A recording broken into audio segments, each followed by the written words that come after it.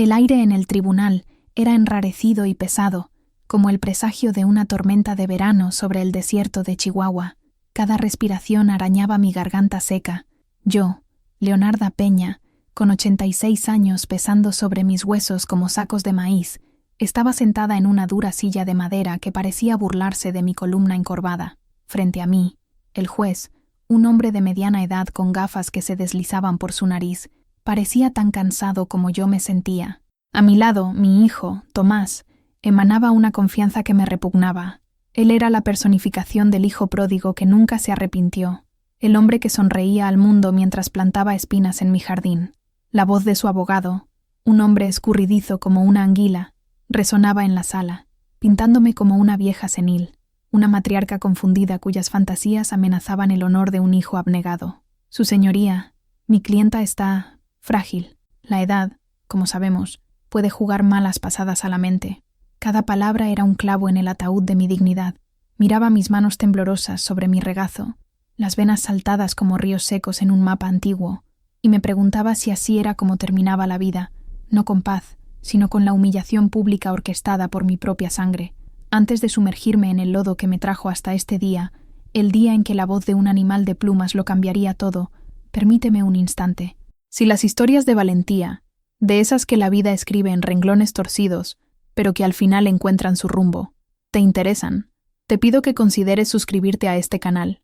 Cada nuevo nombre en la lista es un poderoso recordatorio de que toda voz, por pequeña o improbable que parezca, merece ser escuchada. Ahora, volvamos al silencio sofocante de aquel tribunal, un silencio que estaba a punto de hacerse añicos. El juez se inclinó hacia adelante, ajustándose las gafas. Señora Peña, su hijo alega que usted ha estado sufriendo de delirios, que ha inventado amenazas que nunca ocurrieron, sin pruebas, sin testigos.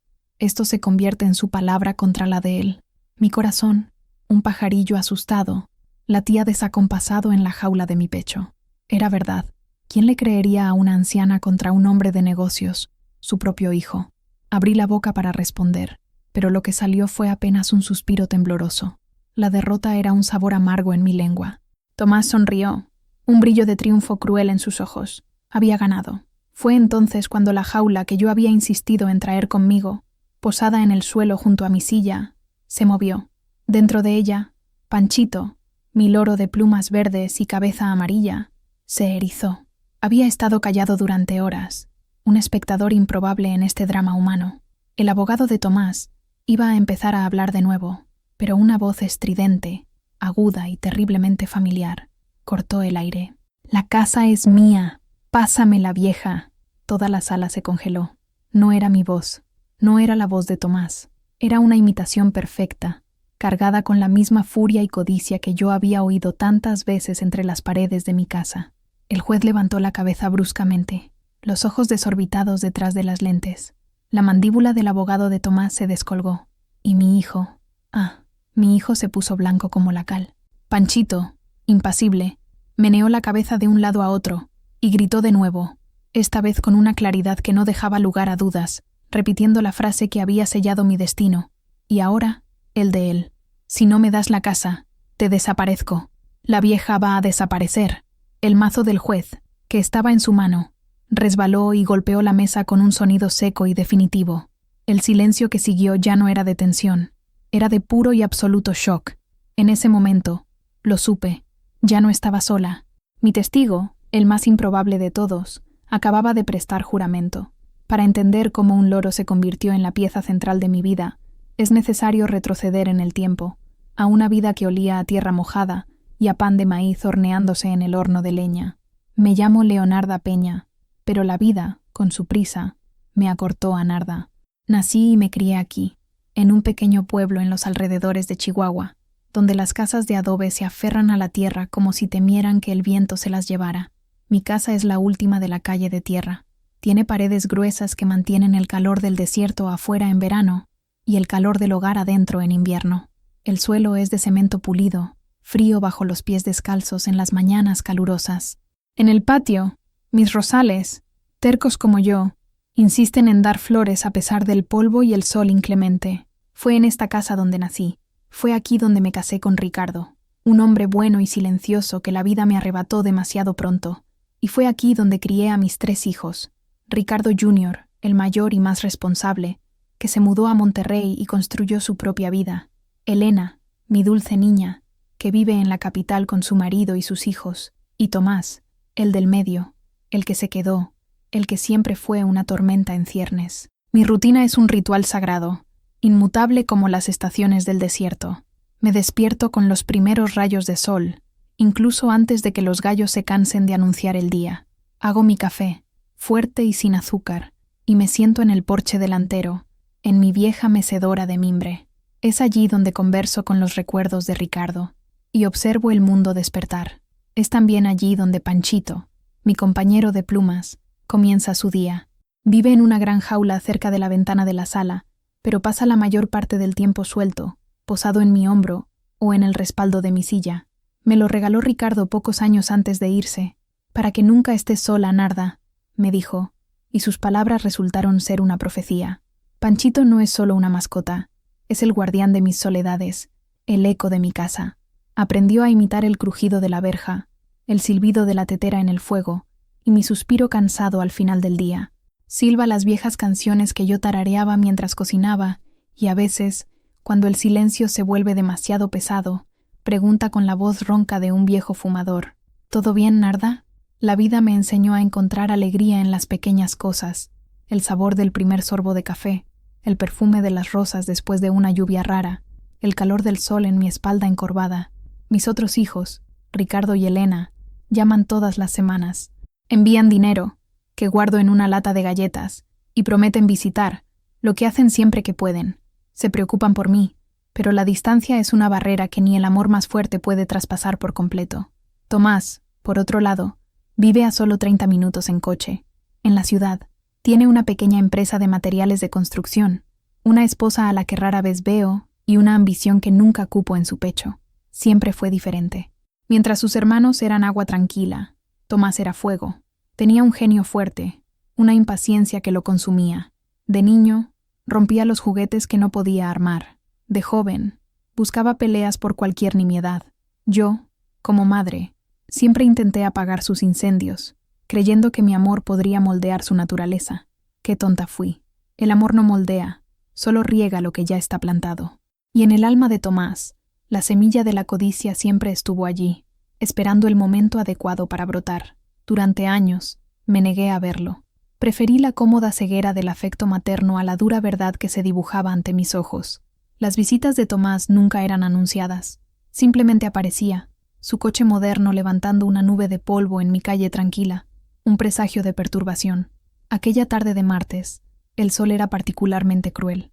Yo estaba en el porche trasero, limpiando frijoles, con Panchito picoteando algunos granos que caían al suelo, cuando oí el sonido familiar del motor. Se me encogió el estómago, un reflejo involuntario que había estado desarrollando durante años. «¡Mamá!», gritó desde la puerta principal, la voz demasiado alta para la quietud de mi casa. Me levanté con dificultad, limpiándome las manos en el delantal. «Estoy aquí atrás, hijo mío». Rodeó la casa, hablando incluso antes de verme. Traía consigo la agitación de la ciudad, un olor a loción para después de afeitar y a impaciencia. Era un hombre de mediana estatura, con el pelo oscuro de Ricardo, pero con ojos pequeños e inquietos que nunca me miraban por mucho tiempo. Siempre estaba mirando a los lados, como si evaluara el valor de todo lo que veía. «¿Cómo estás, mamá?» «Trabajando como siempre. Necesitas descansar». La frase parecía una muestra de cuidado, pero el tono era de reproche, como si mi trabajo manual fuera una vergüenza para él. «El trabajo mantiene la mente sana, Tomás. Tú lo sabes», respondí, ofreciéndole la silla a mi lado.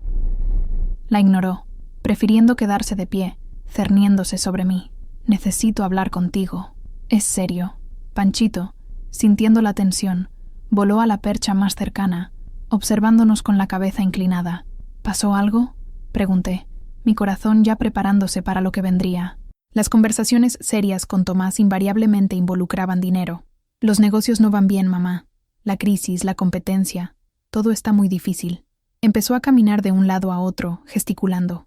«Necesito un préstamo, una cantidad pequeña, solo para pagar a los proveedores y no manchar mi nombre».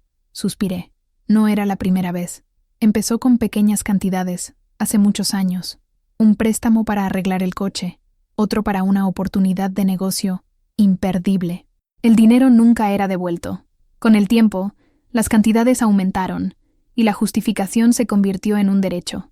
Era como si mi modesta pensión por la muerte de Ricardo y los ahorros de toda una vida fueran un fondo de emergencia personal para él. Tomás, ya te ayudé el mes pasado, dije, con la voz más firme que pude. El dinero que tengo es para mis gastos, para las medicinas. Dejó de caminar y me miró fijamente. La mirada que antes era inquieta, ahora era dura como la piedra. Mamá, no es un favor lo que te estoy pidiendo. Es una necesidad. Tú no entiendes de negocios. Si quiebro, ¿quién te va a cuidar? Ricardo está en Monterrey. Elena tiene su familia.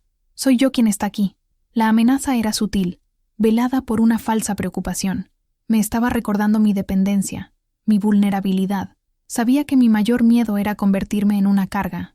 ¿Cuánto necesitas?, pregunté, ya derrotada. Él sonrió, una sonrisa rápida que no llegó a sus ojos. Por eso te quiero, mamá. Siempre entiendes. Me dijo la cantidad, y era casi todo lo que tenía guardado en la lata de galletas. Sentí un frío en la espalda, a pesar del calor abrasador. Mientras iba adentro a buscar el dinero, oí a Panchito soltar un graznido bajo, un sonido de irritación. Cuando volví y le entregué los billetes arrugados a Tomás, los guardó en el bolsillo sin siquiera contarlos. Sus ojos ya estaban vagando por el patio, por la casa. Esta casa es grande para ti, ¿no crees? Tantas habitaciones vacías, y el terreno vale una fortuna hoy en día. Esta casa es mi vida, Tomás, respondí, con la voz entrecortada. Es todo lo que tu padre me dejó. Exactamente, dijo él, con un brillo extraño en la mirada. Un patrimonio. El patrimonio no puede quedarse quieto, mamá. Tiene que rendir. Me dio un beso rápido y sonoro en la mejilla, que pareció más una marcación de territorio que un gesto de afecto, y se fue tan abruptamente como llegó. Me quedé allí, en el porche, sintiendo el vacío en la lata de galletas, y un vacío aún mayor en el alma. El sol se estaba poniendo, tiñendo el cielo de naranja y púrpura. Panchito voló a mi hombro, apoyando la cabeza en mi cuello. ¿Todo bien, Narda?, susurró, imitando mi propia voz cansada. No, mi pequeño, respondí al silencio. No está nada bien. Y por primera vez, la sombra que Tomás proyectaba sobre mi vida pareció tener contornos más nítidos y amenazantes.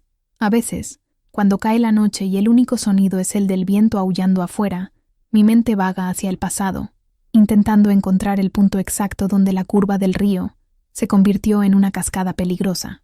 Busco en los álbumes de fotos de mi memoria al niño que fue Tomás, con la esperanza de entender al hombre en que se ha convertido. No nació malo. Ningún niño nace malo, pero había en él, desde temprano, una inquietud, una insatisfacción crónica. Ricardo Jr., el mayor, era el reflejo de su padre, tranquilo, observador, con un sentido del deber innato. Elena era la dulzura en persona, siempre preocupada por agradar, por mantener la armonía. Tomás era lo opuesto. Él era la piedra en el engranaje, el nudo en el hilo liso.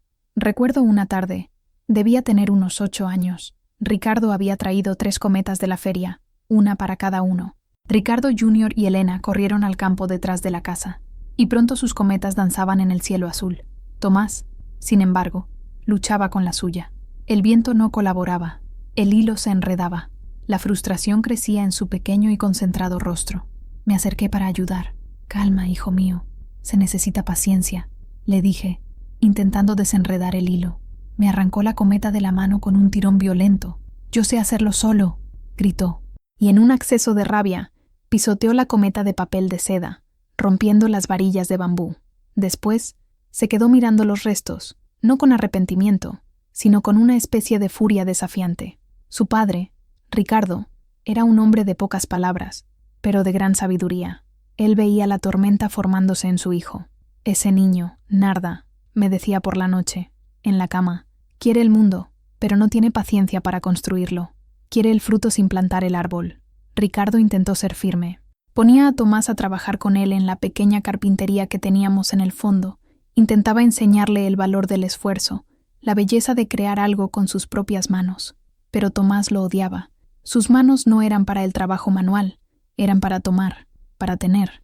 Envidiaba a sus hermanos. Envidiaba la facilidad con la que Ricardo Jr. aprendía, la gracia con la que Elena era amada por todos. Se sentía siempre en segundo plano, y esa sensación fermentó dentro de él, transformándose en resentimiento. Cuando Ricardo murió, de un mal súbito que se lo llevó en menos de una semana, el suelo se abrió bajo mis pies. Me vi sola con 3 adolescentes. Ricardo Jr., con 17 años, asumió el papel de hombre de la casa. Elena, con 15, se convirtió en mi brazo derecho.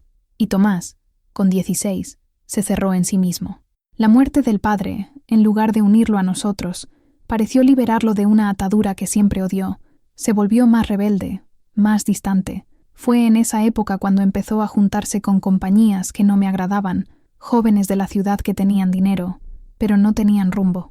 Quería lo que ellos tenían: coches, ropa de marca, la facilidad de quien no necesita preocuparse por el día de mañana, y empezó a presionarme por dinero. Es para los estudios, decía, es para comprar libros. Y yo, en mi duelo y en mi deseo de mantener la paz, cedía. Estaba intentando comprar el amor de un hijo que, quizás, nunca había aprendido a amar de verdad. Mirando hacia atrás, veo que las señales estaban todas allí, como pequeñas grietas en una pared que, con el tiempo, comprometen toda la estructura de la casa. La rabia por la cometa destruida, la envidia de sus hermanos, la negativa a aceptar la autoridad del padre, la codicia que lo consumía. No uní las piezas. Una madre rara vez lo hace. Vemos a nuestros hijos a través de un velo de esperanza, creyendo siempre que la próxima etapa será mejor, que la bondad innata que presumimos que existe en ellos algún día florecerá. El problema es que algunas semillas, no importa cuánto las riegues con amor y paciencia, están hechas para generar espinas, y la tormenta que mi esposo predijo estaba, ahora, con sus vientos furiosos, llamando a mi puerta, solo que no sabía que pretendía llevarse no solo mis bienes, sino mi propia paz de espíritu. En medio de la creciente aridez de mis relaciones con Tomás, había un oasis. Ese oasis tenía nombre, sonrisa dulce y los ojos expresivos de mi hija Elena. Se llamaba Sofía, mi nieta. A sus 24 años, era una joven mujer que llevaba la sabiduría de un alma antigua. Estudiaba enfermería en la capital, pero su corazón, yo sentía, todavía tenía raíces clavadas en la tierra roja de Chihuahua. A diferencia de mis otros nietos, a quienes amaba inmensamente pero veía con menos frecuencia, Sofía se aseguraba de visitarme al menos una vez al mes. No venía por obligación, venía por afecto. Llegaba en el autobús del sábado por la mañana, con una mochila en la espalda y una bolsa de pan dulce, que sabía que era mi favorito. Su llegada transformaba la casa. El aire parecía más ligero, los colores más vivos. Traía consigo la energía de la juventud, pero una juventud tranquila, observadora.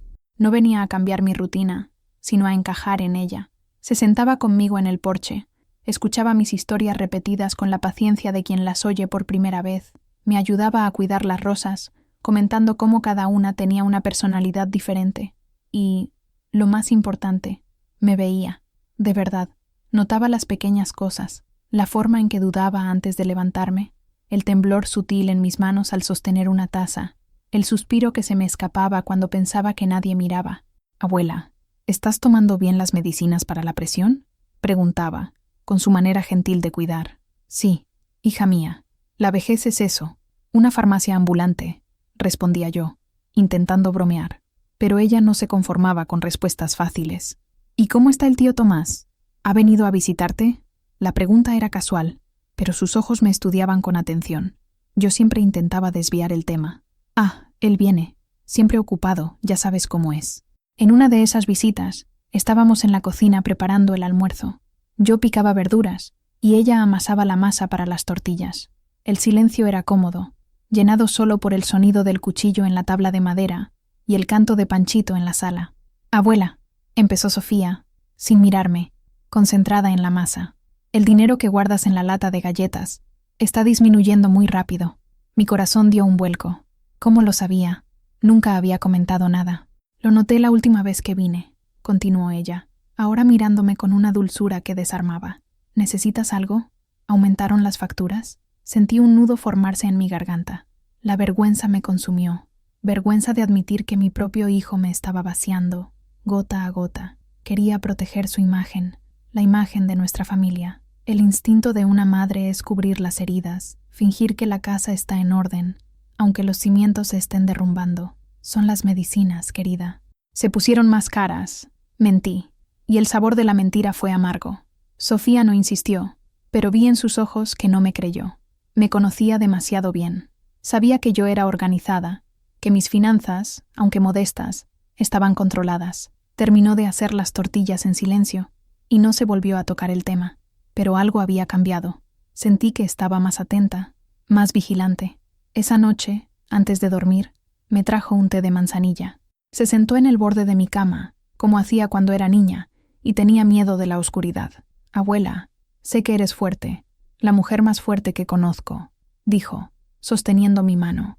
«Pero hasta los árboles más fuertes a veces necesitan un puntal para no caer con el viento. Yo estoy aquí. No estás sola». Las lágrimas que había contenido durante tanto tiempo brotaron de mis ojos. No dije nada, solo apreté su mano. En ese momento, en esa complicidad silenciosa, una idea comenzó a formarse en mi mente. Una idea sobre el futuro, sobre la justicia, sobre proteger lo poco que aún tenía. Sofía era mi puerto seguro. Y esa casa, el último legado de Ricardo, la fortaleza de mi vida, necesitaba asegurarme de que cayera en manos que la amaran y la respetaran. Manos como las de Sofía. La decisión, en ese instante, fue tomada. Y supe que, al tomarla, estaría encendiendo la mecha de una bomba que, tarde o temprano, iba a explotar. El ciclo se convirtió en una rutina dolorosa. Tomás aparecía, generalmente a mitad de semana, cuando sabía que estaría sola. Su llegada era precedida por una llamada telefónica, la voz falsamente cariñosa. «Mamita, ¿cómo está mi reina? Estoy pasando por ahí cerca. ¿Quieres que te lleve algo?» Yo sabía que no quería llevar, quería buscar. Cada visita tenía un guión. Empezaba con elogios forzados. «La casa está preciosa, mamá. Tienes manos de hada». Luego venían las quejas, un rosario de lamentos sobre la economía, los empleados, la esposa. Me pintaba el cuadro de un hombre sobrecargado, un mártir de los tiempos modernos, luchando por mantener la cabeza fuera del agua. Era una actuación cuidadosamente ensayada para despertar mi pena, mi instinto materno de protección. Y entonces venía el golpe. «Mamá, sé que prometí no pedir más, pero surgió un imprevisto. Un cliente grande retrasó el pago. Es solo por unos días, hasta que entre el dinero. Juro que te lo devuelvo la semana que viene». La semana que viene nunca llegaba. Al principio, intentaba resistir. Argumentaba, con voz débil, que yo también tenía mis facturas, mis necesidades. Su reacción era siempre la misma. La máscara de hijo cariñoso caía, revelando un rostro duro, impaciente. «Mamá, por favor, no empieces con ese drama. Tú no entiendes. ¿Qué haces con el dinero? Al fin y al cabo, estás sentada todo el día. Yo estoy en la calle, luchando, construyendo un futuro. Un futuro que, por cierto, también es para tu seguridad. ¿O crees que, si te pasa algo, Ricardo va a dejar su vida en Monterrey para venir a cuidar de una vieja?» Las palabras eran navajas. Sabía exactamente dónde cortar. Usaba mi edad, mi soledad y mi miedo al futuro como armas contra mí. La mención de mis otros hijos era particularmente cruel, pues sabía que mi mayor orgullo era no ser una carga para ellos. Una vez, la situación fue aún peor. Había recibido un pequeño dinero extra, un ajuste de la pensión que estaba retrasado. No se lo había contado a nadie, pero de alguna manera, Tomás se enteró. Llegó ese día con una urgencia diferente, los ojos chispeando de codicia. «Mamá, necesito ese dinero, el que recibiste, todo». No fue una petición, fue una orden. «Tomás, ese dinero es para arreglar el tejado. Llovió en la sala la semana pasada», protesté, el pánico comenzando a subir por mi garganta. «El tejado puede esperar. Mis negocios no pueden», gruñó, dando un paso hacia mí. Nunca me había levantado la mano, no de forma directa, pero su presencia física era opresiva. Era más alto, más fuerte, y usaba eso para intimidarme. Me acorraló contra la pared de la cocina, el rostro a centímetros del mío. «Dame el dinero, mamá. No me hagas perder la paciencia». Podía oler el café en su aliento, ver las pequeñas venas en sus ojos. El miedo me paralizó. Fui a mi habitación, con las piernas temblando, y saqué el sobre de debajo del colchón. Se lo entregué. Ni siquiera dio las gracias. Solo lo tomó, lo comprobó y se fue, dando un portazo. Me deslicé por la pared hasta el suelo, jadeando. como si hubiera corrido un maratón. Las lágrimas venían en sollozos silenciosos. Panchito, que había observado todo desde su jaula, comenzó a agitar las alas, inquieto. Soltó un sonido que nunca le había oído hacer antes, un gruñido bajo, gutural. Luego, gritó, con la voz de Tomás, la última palabra que había dicho antes de irse. ¡Paciencia! Aquello me heló. El loro no solo estaba imitando, parecía estar sintiendo la rabia de la escena. En ese momento, la explotación financiera que había estado sufriendo dejó de ser solo una cuestión de dinero. Se convirtió en una hemorragia lenta de mi alma, de mi espíritu, de mi dignidad, y me di cuenta de que, si no hacía algo para detener el sangrado, Tomás no pararía hasta que yo estuviera completamente seca, hasta que no quedara nada de mí. Panchito siempre fue un hablador. Desde que Ricardo lo trajo a casa, un polluelo torpe con más curiosidad que plumas, demostró un talento inusual para la mímica, pero no era un simple repetidor de sonidos. Había una extraña inteligencia en sus elecciones, una casi comprensión del contexto. Aprendió a decir, «Buen día, sol», cuando abría las cortinas de la sala por la mañana.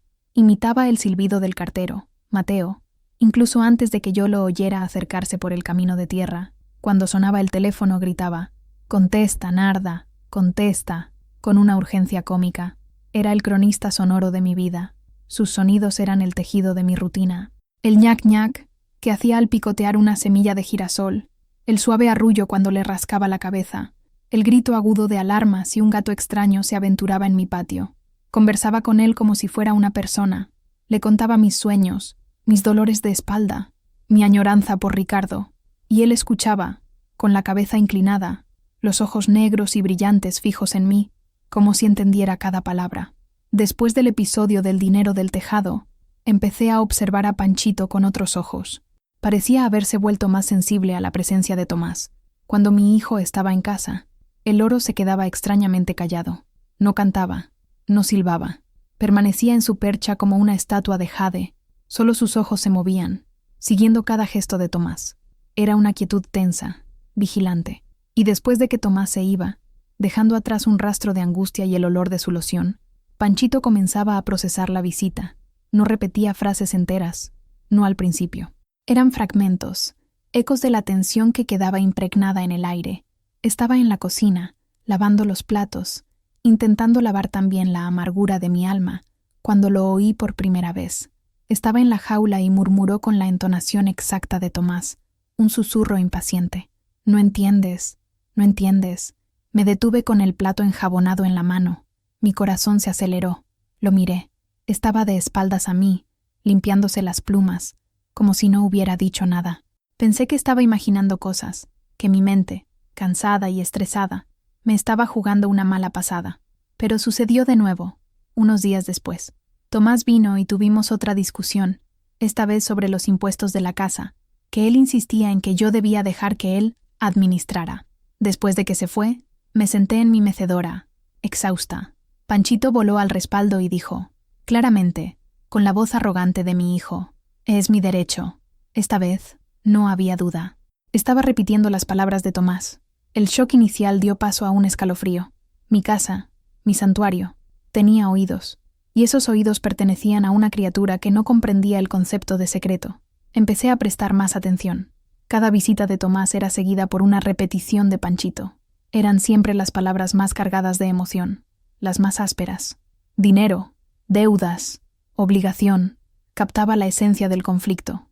Esto me trajo una sensación doble y contradictoria. Por un lado, era aterrador.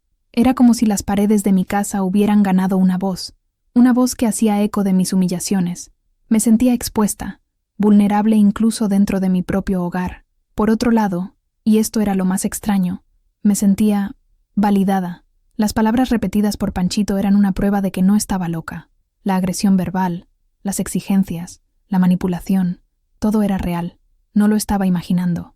El loro era un testigo involuntario, una grabadora viviente que registraba la verdad que yo intentaba ocultar incluso a mí misma.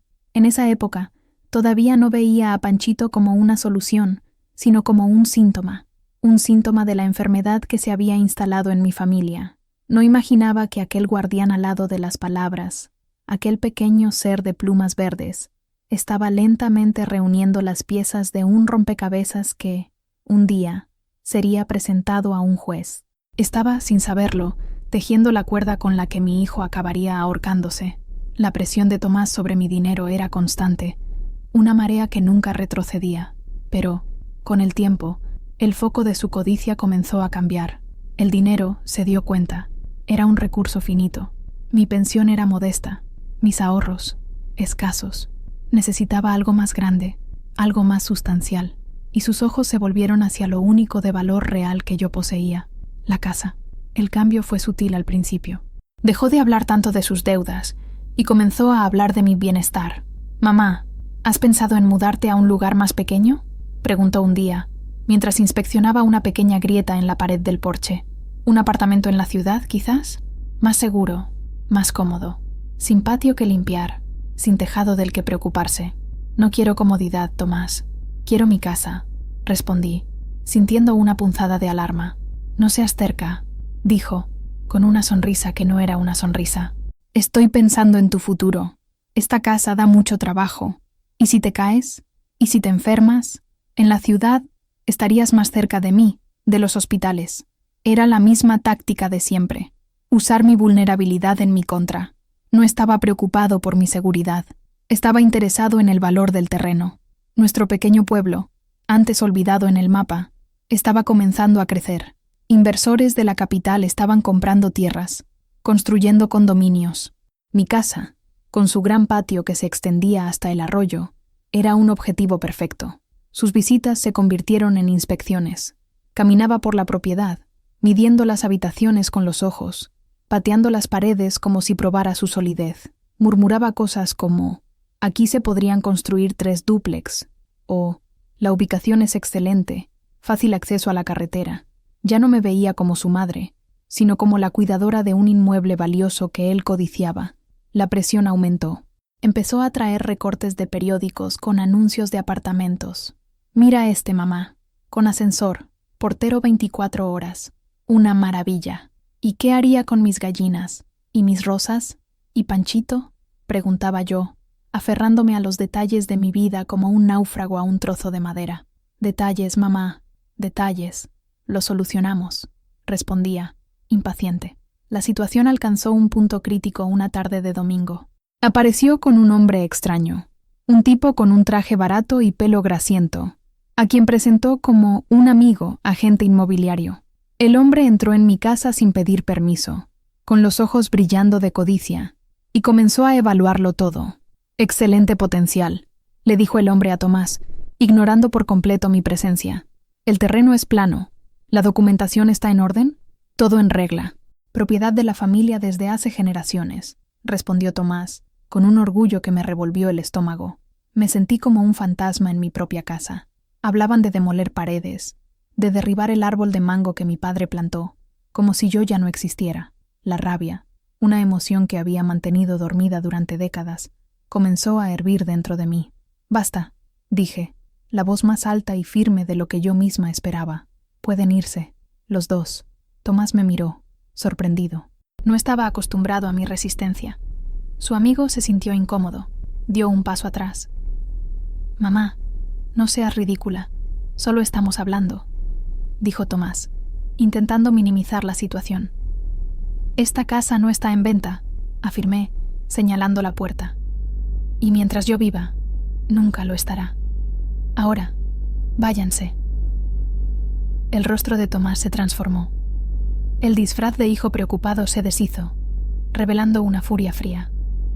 Agarró del brazo a su amigo y lo empujó hacia la puerta.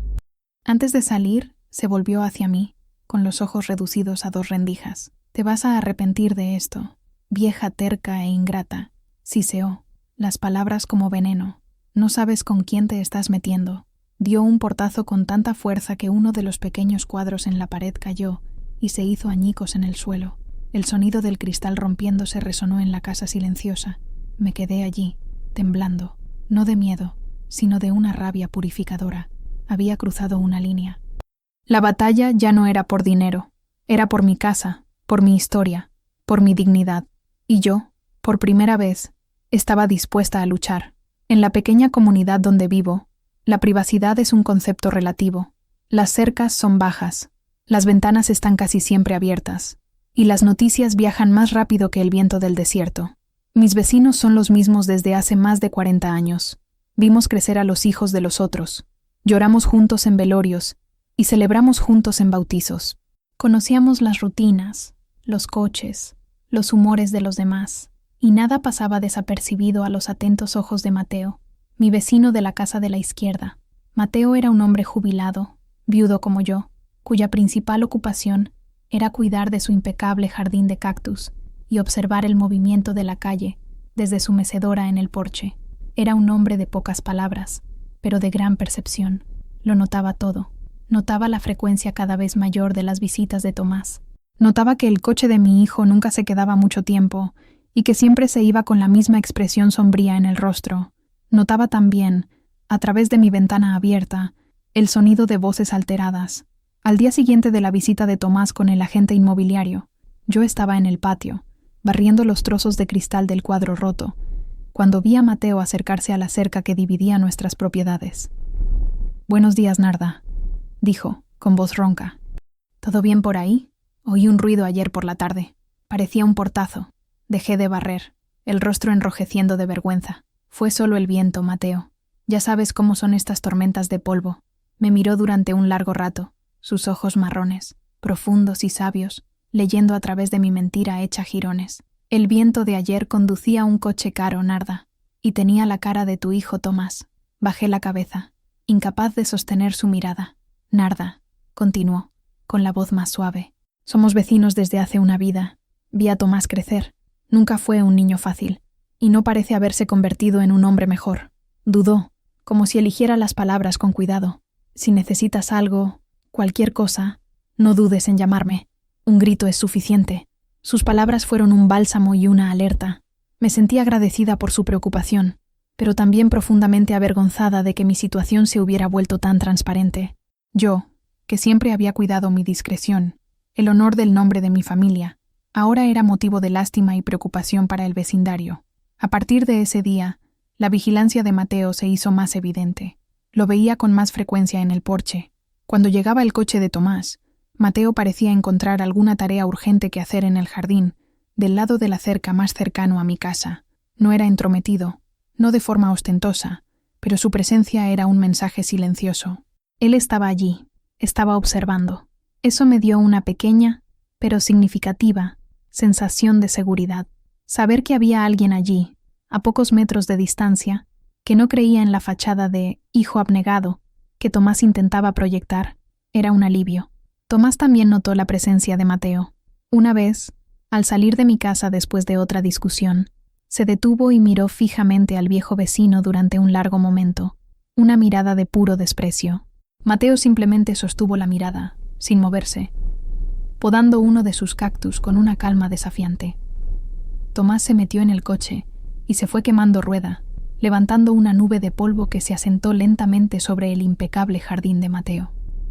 Aquel enfrentamiento silencioso entre los dos hombres, uno representando la codicia y el otro la decencia silenciosa, fue un punto de inflexión para mí. Me di cuenta de que mi lucha no tenía por qué ser totalmente solitaria. Había ojos observando, oídos atentos. La comunidad, aunque silenciosamente, estaba de mi lado, y eso me dio la fuerza que necesitaba para dar el siguiente paso, el paso que transformaría una disputa familiar en un acto formal de resistencia. La decencia de un vecino me recordó que no era solo una madre a la que se le faltaba el respeto, era una mujer, una ciudadana con derechos, y era hora de reclamarlos. La decisión de buscar un abogado no fue fácil. Significaba admitir ante un extraño la extensión de mi fracaso como madre. Significaba exponer las heridas de mi familia al mundo. Durante días, la idea me atormentó. La apartaba, diciéndome a mí misma que las cosas podrían mejorar, que Tomás podría cambiar, pero cada nueva visita suya, cada nueva exigencia, cada nueva mirada de codicia hacia las paredes de mi casa, me convencía de lo contrario. La conversación con Mateo y el apoyo silencioso que sentí de él fueron la gota que colmó el vaso. Necesitaba ayuda. El doctor Alejandro Vargas no era un abogado famoso. Su despacho estaba en un edificio antiguo en el centro de la ciudad, lejos de los rascacielos acristalados donde probablemente trabajaban los abogados de Tomás. Lo elegí porque su anuncio en el periódico local decía: especialista en derecho de familia y sucesiones, defendiendo lo que es justo. La palabra justo resonó en mí. El viaje a la ciudad fue una prueba. Hacía años que no tomaba un autobús interurbano. El vehículo era ruidoso, el aire acondicionado demasiado frío. Me senté cerca de la ventana, agarrando con fuerza mi bolso, donde llevaba la escritura de la casa, el único documento que probaba que algo en este mundo todavía era mío. Viendo pasar el paisaje del desierto, me sentí pequeña e insignificante, una anciana camino de una batalla que parecía demasiado grande para mí. El despacho del doctor Vargas era pequeño, pero acogedor. Las paredes estaban forradas de libros y olía a papel antiguo y café. El propio doctor Vargas era un hombre de unos 50 años, con el pelo canoso y una mirada amable que me hizo sentir cómoda de inmediato. Me escuchó con una paciencia que no había encontrado en mucho tiempo. Le conté todo. Empecé con las pequeñas cantidades de dinero, la presión psicológica, las amenazas veladas. Le conté sobre su obsesión por la casa, sobre la visita con el agente inmobiliario. Las palabras salieron a trompicones, llenas de vergüenza y dolor. Lloré, y él no me interrumpió. Solo me ofreció un vaso de agua y un pañuelo, y esperó a que me calmara. Cuando terminé, se quedó en silencio por un momento, con los dedos entrelazados sobre la mesa de madera oscura. Señora Peña, dijo finalmente, lo que usted está describiendo no es solo una disputa familiar, es abuso financiero y psicológico. Oír esas palabras, dichas por una autoridad, tuvo un profundo impacto en mí. No era drama, como decía Tomás. No era confusión de mi edad, era abuso. Tenía un nombre. Y si tenía un nombre, tenía una solución. ¿Qué puedo hacer?, pregunté, con un hilo de voz. Lo primero es proteger su patrimonio, dijo, tomando la escritura que le había extendido. La casa está a su nombre, y solo a su nombre. Eso es bueno. Pero él puede intentar forzarla a firmar documentos, o peor, intentar incapacitarla legalmente, alegando que usted ya no está en condiciones de administrar sus bienes. Un escalofrío recorrió mi espalda. La idea era monstruosa, pero, conociendo a Tomás, perfectamente plausible. Entonces, lo que haremos es un acto de prevención, continuó el doctor Vargas. Vamos a oficializar su voluntad, un testamento claro e inequívoco, y quizás otra medida, un poco más definitiva. Me explicó la posibilidad de hacer una donación en vida con reserva de usufructo. Yo donaría la casa a quien quisiera, pero tendría el derecho de vivir en ella hasta el último día de mi vida. La propiedad legalmente ya no sería mía. Por lo tanto, Tomás no podría codiciarla más ni presionarme por ella. ¿A quién le gustaría dejarle la casa, señora Peña?, preguntó. La imagen de Sofía, su sonrisa amable, sus manos cuidadosas, vino inmediatamente a mi mente. A mi nieta, Sofía, la hija de mi Elena. El doctor Vargas sonrió por primera vez. Una excelente elección. Es un acto de amor, y en este caso, también un acto de guerra. Esté preparada, señora Peña. Cuando su hijo se entere, no estará contento. Ya no me preocupa su felicidad, doctor, respondí, sintiendo una nueva fuerza crecer dentro de mí. Me preocupa mi paz. Salí de su despacho sintiéndome más ligera. El viaje de vuelta en el ruidoso autobús no pareció tan malo. El sol de la tarde, que antes me había parecido opresivo, ahora calentaba mi rostro con una promesa de esperanza. Había dado el primer paso. Había trazado una línea en la arena. La batalla apenas comenzaba, pero, por primera vez en mucho tiempo, no me sentía como una víctima indefensa. Me sentía como una soldado preparándose para defender su territorio. Pasé las semanas siguientes en una especie de calma tensa. El documento de la donación estaba firmado, registrado ante notario y guardado a buen recaudo en el despacho del doctor Vargas. Cada mañana me despertaba con una mezcla de alivio y pavor. Alivio por haber protegido mi hogar, pavor del momento en que Tomás lo descubriría. No se lo conté a nadie, ni siquiera a Sofía. No quería preocuparla ni involucrarla antes de tiempo. Era una carga que debía llevar sola. Me preguntaba constantemente cómo se enteraría. Quizás por algún contacto en la notaría, quizás yo misma, en un momento de debilidad o de furia, ¿se lo contaría? La verdad, como siempre, fue más banal y al mismo tiempo más devastadora. Tomás apareció un jueves lluvioso. El cielo estaba gris y pesado, y la lluvia fina transformaba el polvo de la calle en lodo. Entró dando pisotones, quejándose del tiempo, del gobierno, de la vida. Estaba de pésimo humor. Le ofrecí un café, que aceptó con un gruñido. Mientras yo estaba en la cocina, calentando el agua, oí el sonido de cajones abriéndose en mi habitación. Mi corazón se detuvo, corrí hacia allá y lo encontré rebuscando en mi cómoda, donde guardaba mis documentos personales. «¿Qué estás haciendo?», grité, con la voz aguda por el shock y la indignación. Se volvió, sin una pizca de vergüenza. Tenía algunos papeles en la mano. Estaba buscando la póliza de seguro de la casa. «Un amigo mío puede conseguir un precio mejor», dijo, con la naturalidad de quien tiene derecho a invadir la privacidad ajena. «Sal de mis cosas, Tomás. Ahora», ordené, intentando arrancarle los papeles de la mano.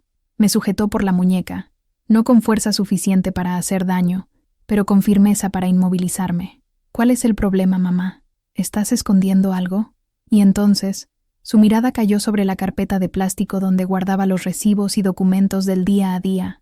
Dentro de ella, visible, estaba la tarjeta de visita del doctor Alejandro Vargas. Había olvidado guardarla en otro lugar. Un error estúpido, fatal. La expresión de Tomás cambió. Soltó mi muñeca y tomó la tarjeta. Leyó el nombre y la especialidad, derecho de familia y sucesiones. Sus ojos se entrecerraron, convirtiéndose en 2 rendijas de sospecha. «¿Qué fuiste a hacer con un abogado, mamá?», preguntó, con la voz peligrosamente tranquila. No respondí.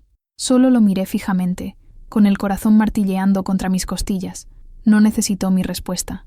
La verdad pareció explotar en su mente. Soltó la tarjeta como si quemara y comenzó a reír. Una risa corta, seca, sin humor alguno. «No me lo creo. No lo hiciste». Caminó por la habitación, pasándose la mano por el pelo. «Fuiste a mis espaldas. La viejita, la pobrecita, la señora indefensa, fue a buscar un abogado para jugármela». «Fui a proteger lo que es mío», repliqué, la rabia superando el miedo. «Protegerlo de tu propio hijo». «¿Proteger?», escupió la palabra. «No protegiste nada. Acabas de declarar la guerra». Se acercó a mí, el rostro contorsionado en una máscara de furia. «¿Qué hiciste? ¿Un testamento? Dejaste todo para la queridita de Sofía, ¿no es así?». «No es asunto tuyo», dije retrocediendo. «Ah, pero sí que es asunto mío».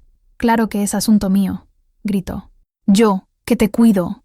Yo, que estoy aquí aguantando tus manías, tus enfermedades.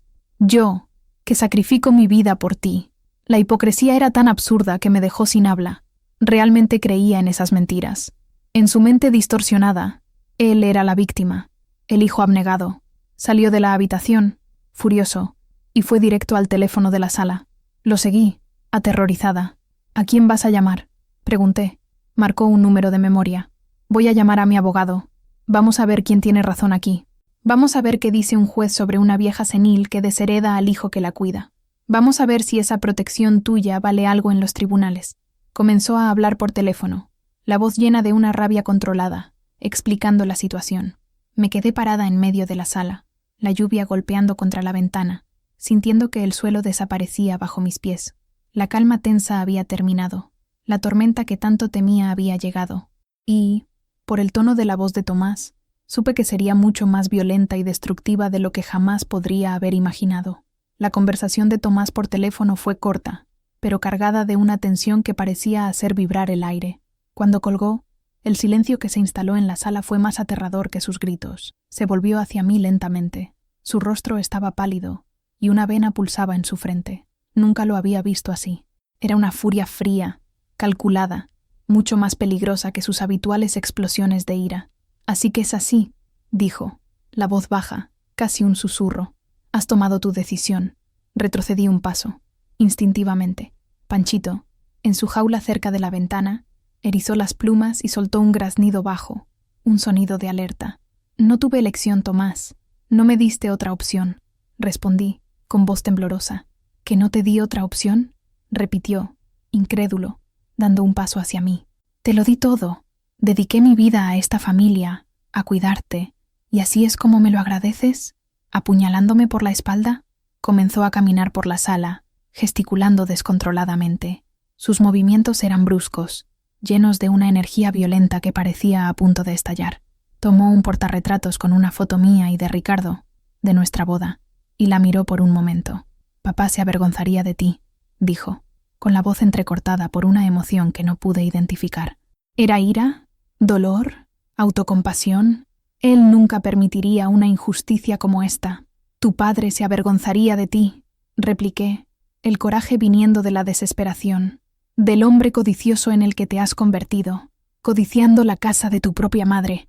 Esas palabras parecieron golpearlo como un puñetazo. Arrojó el portarretratos contra la pared. El cristal se hizo añicos, esparciendo trozos por el suelo. El sonido fue como un disparo en la casa silenciosa.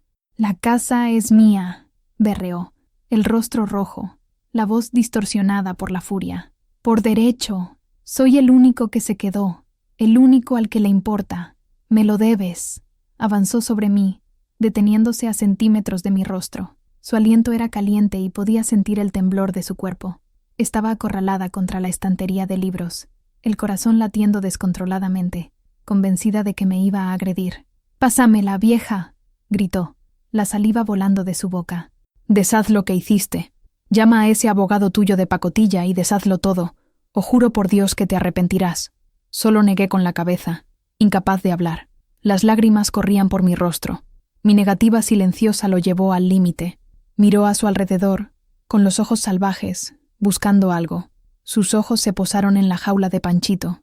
Dio un paso en esa dirección. «Quizás debería callar a este bicho ruidoso primero», amenazó. «No, déjalo en paz», grité, interponiéndome entre él y la jaula. Se rió, un sonido cruel. «Te preocupas más por un loro que por tu hijo».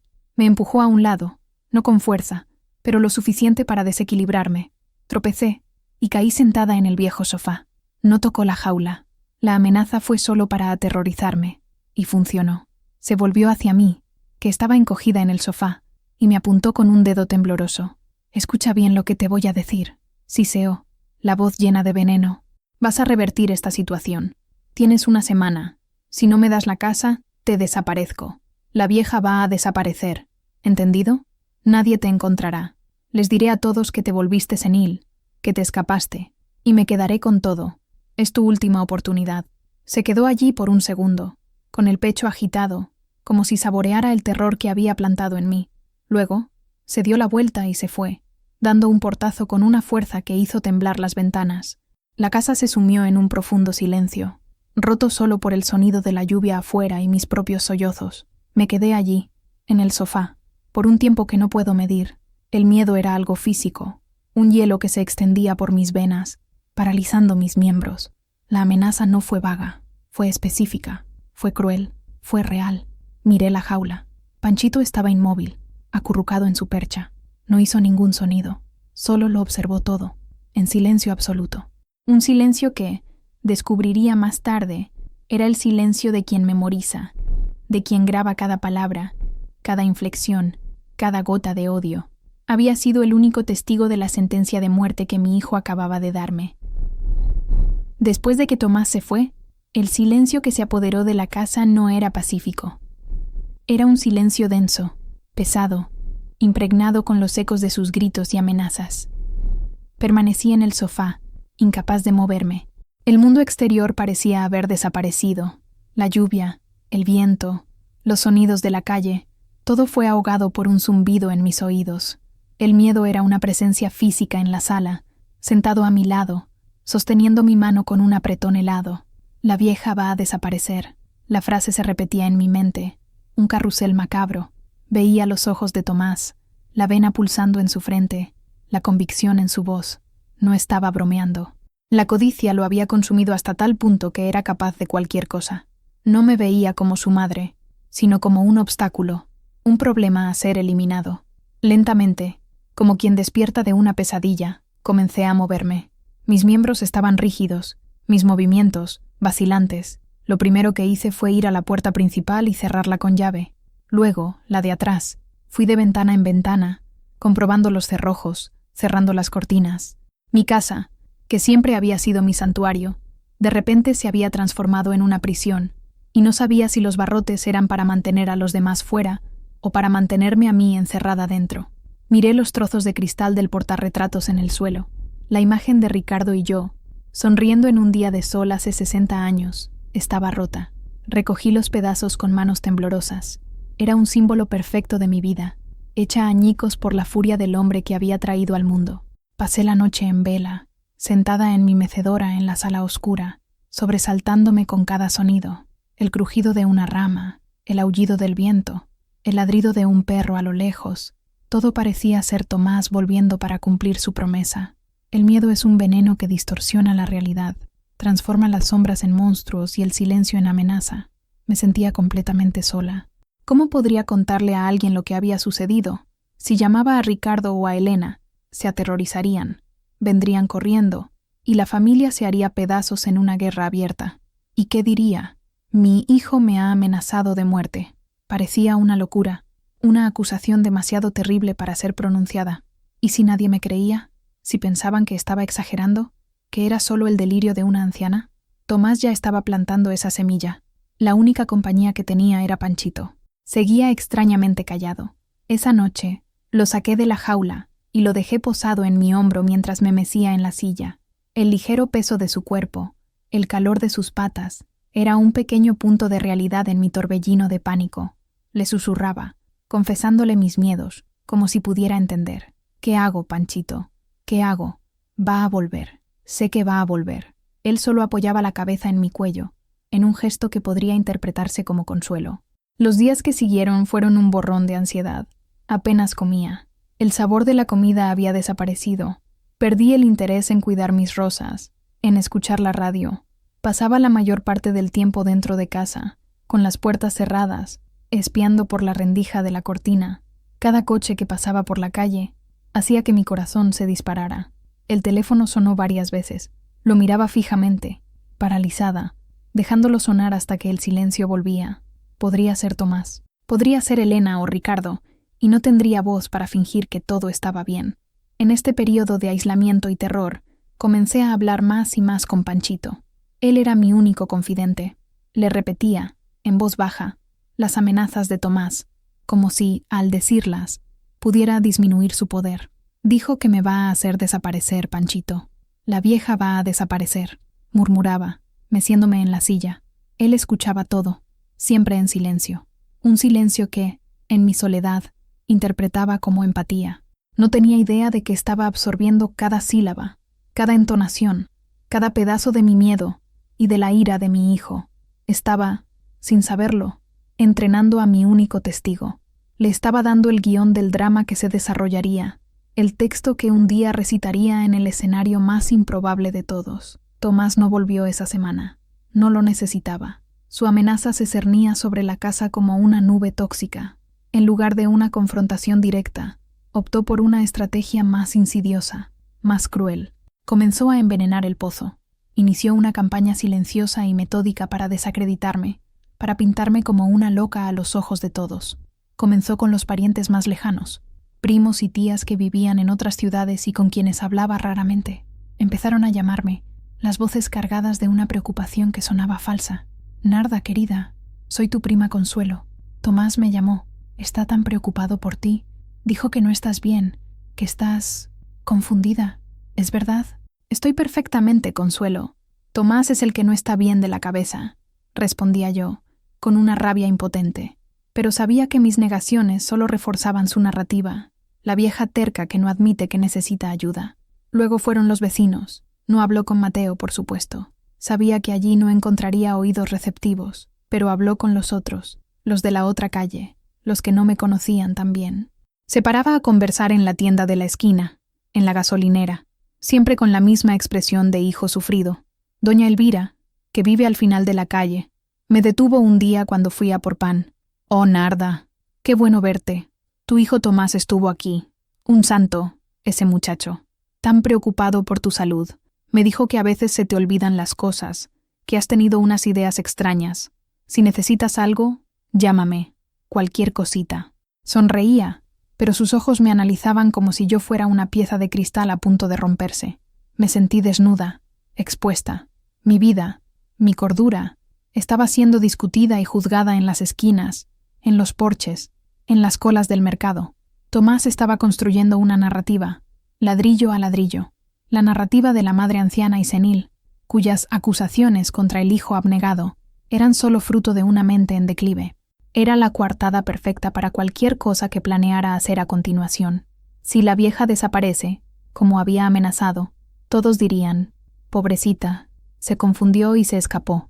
Tomás lo advirtió. El golpe más duro, sin embargo, fue cuando llamó a Elena. Mi hija me telefoneó, con la voz entrecortada por el llanto. Mamá, ¿qué está pasando? Tomás me llamó.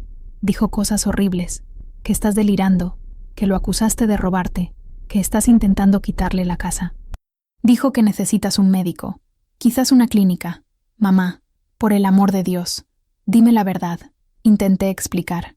Intenté contarle sobre las amenazas, la presión, la visita al abogado, pero mis palabras sonaban desesperadas, quizás incluso un poco incoherentes en mi estado de pánico.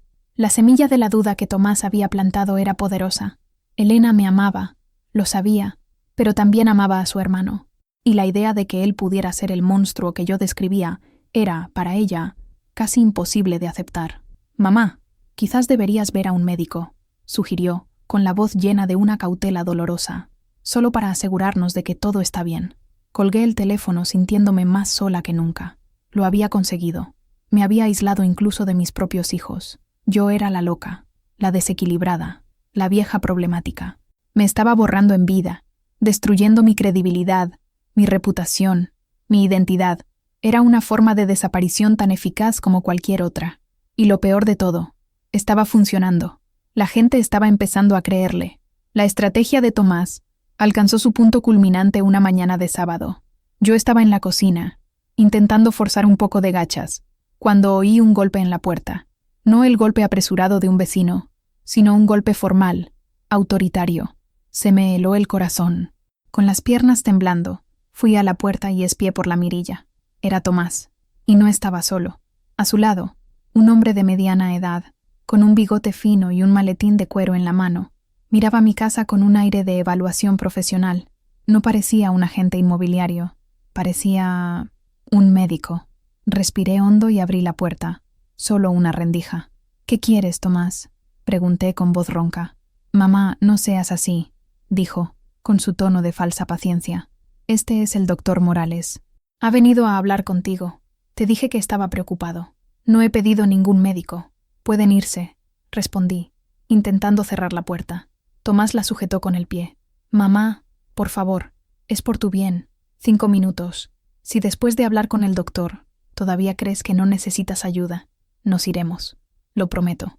Su insistencia, la presencia del extraño en mi puerta, la humillación de la situación, todo me dejó acorralada. Sabía que si me resistía más, solo le daría más munición para su campaña de que era una vieja irracional y terca. Con un suspiro de derrota, abrí la puerta. Entraron, y el doctor Morales miró alrededor de mi sala con una curiosidad que me pareció más invasiva que profesional. Panchito, en su jaula, soltó un graznido agudo, de desconfianza.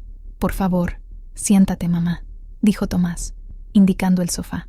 Actuaba como si fuera el dueño de la casa, el anfitrión de aquella grotesca intervención. Me senté en mi mecedora. Era mi trono, mi único trozo de autoridad en ese lugar. El doctor Morales se sentó en el sofá, frente a mí, y abrió su maletín. Doña Leonarda, comenzó, con voz untuosa. Su hijo me buscó. Está muy angustiado con su situación. Me contó que usted ha tenido algunos olvidos, alguna confusión. La única confusión aquí es que mi hijo cree que puede controlar mi vida, repliqué, mirando directamente a Tomás. El doctor sonrió, una sonrisa condescendiente. Es común en pacientes de su edad sentirse así, una pérdida de control que genera ansiedad. Pero estamos aquí para ayudar. Sacó unos papeles del maletín. Tomás y yo hemos hablado, y creemos que lo mejor para usted sería pasar un tiempo en una residencia de ancianos, un lugar tranquilo, con enfermeras, actividades. No tendría que preocuparse por nada. El aire se me escapó de los pulmones. Una residencia de ancianos. Eso era. Era el plan final. Internarme, declararme incapaz y tomar posesión de todo. No voy a ir a ningún lado, dije, la voz baja pero firme. Mamá, es lo mejor, insistió Tomás. Yo cuidaría de la casa por ti. La vendería, si fuera el caso, para pagar tu estancia en la mejor clínica del estado. El doctor Morales empujó los papeles sobre la mesita de centro. Tenemos aquí los formularios de admisión. Es un procedimiento simple, solo una firma suya, aceptando la evaluación y el tratamiento. Miré los papeles, el bolígrafo que me ofrecía. La trampa estaba montada. No estaban allí para evaluarme. Estaban allí para recoger mi firma, para hacerme cómplice de mi propia anulación. Me levanté, el cuerpo temblando de rabia. No voy a firmar nada, y quiero que ambos se vayan de mi casa. Ahora. Mamá, no compliques las cosas, dijo Tomás, levantándose también, la voz adquiriendo un tono amenazador. Si no se van, continué, sorprendiéndome a mí misma con mi propia calma helada, voy a gritar tan fuerte que todos los vecinos vendrán aquí, incluido Mateo. La mención del nombre de Mateo hizo que Tomás dudara. Sabía que el vecino estaba vigilando. Intercambió una mirada con el doctor Morales. El doctor pareció de repente incómodo. Esa no era la reacción que esperaba de una vieja senil. Rápidamente guardó sus papeles en el maletín. Creo que por hoy es suficiente, dijo, levantándose apresuradamente. La paciente está muy agitada. Tomás me lanzó una mirada de puro odio. Una mirada que decía: has ganado esta batalla, pero no la guerra. Él y el doctor se fueron sin decir una palabra más. Cerré la puerta con llave detrás de ellos y me apoyé en ella, con el corazón latiendo como un tambor. Había logrado repelerlos, pero el intento de internarme era una escalada grave. Ya no solo me amenazaba o intentaba intimidarme. Estaba actuando. Estaba tomando medidas concretas para borrarme. Y sabía que, la próxima vez, no vendría con un médico y papeles. Vendría con algo mucho peor. La visita del doctor Morales fue la chispa que encendió la pólvora. El miedo que me paralizaba dio paso a una urgencia desesperada. Ya no podía quedarme en silencio. Ya no podía luchar sola. La amenaza ya no era una posibilidad lejana. Estaba en mi puerta, con un bolígrafo y un formulario de internamiento. En el momento en que Tomás y su falso médico se fueron, supe lo que tenía que hacer. Pero el miedo y la vergüenza todavía eran una mordaza en mi boca. Me puse a caminar de un lado a otro en la sala, las manos retorciendo la tela de mi delantal. ¿Llamar a Sofía? ¿A Elena? ¿Qué les diría? ¿Cómo podría hacer que entendieran la gravedad de la situación sin que pensaran que, de hecho, estaba delirando? Fue Mateo quien tomó la decisión por mí. Debió de ver el coche de Tomás y del extraño. Debió de notar la tensión en el aire. Unos 10 minutos después de que se fueran, oí un suave golpe en la puerta trasera, la que daba al patio que nos separaba. Era nuestro código. Abrí la puerta y lo encontré allí, con el rostro arrugado por la preocupación. Narda, lo vi, dijo, sin rodeos. ¿Quién era ese hombre con Tomás? Las lágrimas que había estado conteniendo finalmente salieron.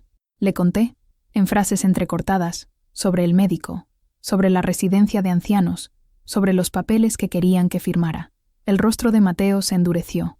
No era un hombre de mostrar emociones, pero vi una furia justa en sus ojos. Eso es un crimen, Narda. Lo que ese desgraciado está haciendo es un crimen. Miró hacia el interior de mi casa, mi palidez, mis manos temblorosas. Ya no puedes estar sola. Necesitas ayuda.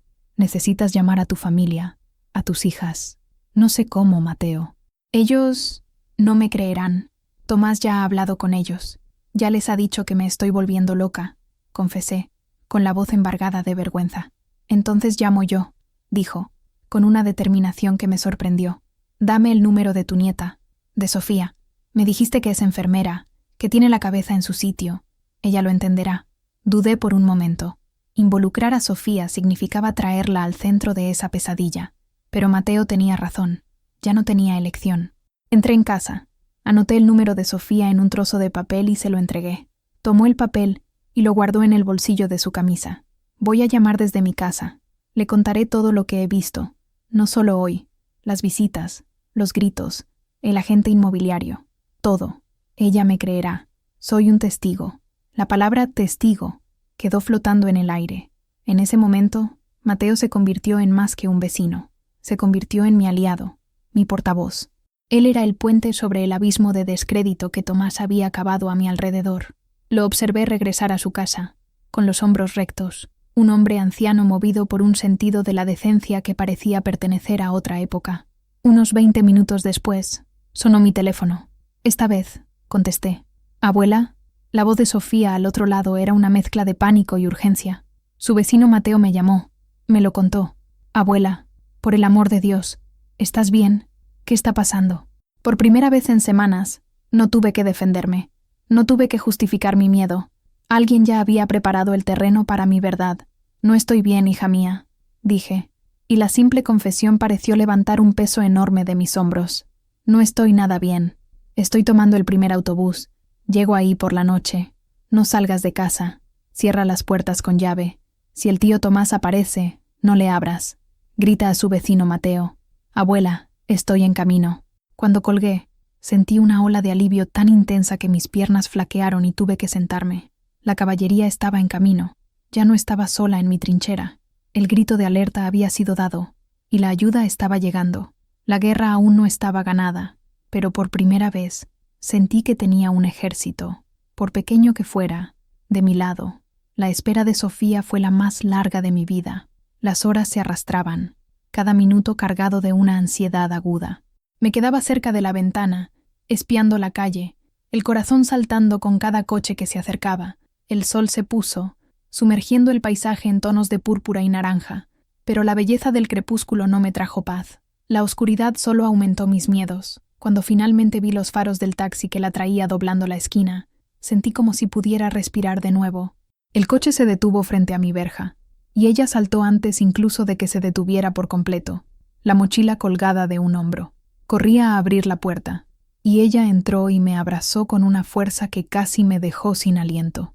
Era un abrazo de protección, de alivio, de rabia contenida. Nos quedamos allí, en medio de la sala, por un largo momento.